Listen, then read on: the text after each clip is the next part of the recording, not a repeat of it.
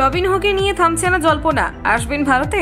বাংলাদেশি ফুটবলারের অন্যতম সেরা বিদেশি ফুটবলার রবসন রবিনহোকে নিয়ে জল্পনা কিছুতেই থামছে না।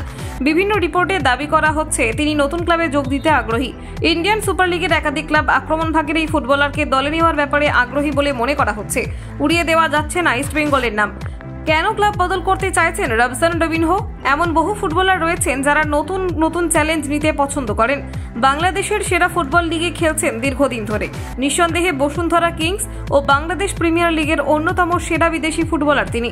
বাংলাদেশে নতুন করে আর কিছু তার পাওয়ার নেই। সেক্ষেত্রে রবিনহো নতুন চ্যালেঞ্জ নেওয়ার ব্যাপারে ভাবতেই পারেন।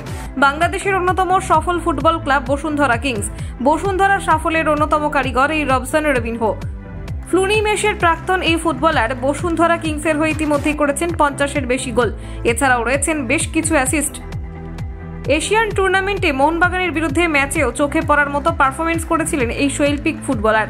বসুন্ধরা কিংস থেকে রবসন রবিনহো সত্যিই কি আসছেন ভারতের কোনো ক্লাবে? হলফ করে এখনই কিছু বলা কঠিন। ট্রান্সফার উইন্ডো খোলার আগে মাঝে এখনো অনেকটা সময় বাকি রয়েছে। দল গঠন করার ব্যাপারে প্রায় সব ক্লাবের কর্তারা ইতিমধ্যে কাজ শুরু করে দিয়েছেন। তারা কাকে সই করাবেন সেটা নিশ্চিত জানতে হলে আপাতত অপেক্ষা করা ছাড়া কোনো উপায় নেই। কলকাতা 24/7.in।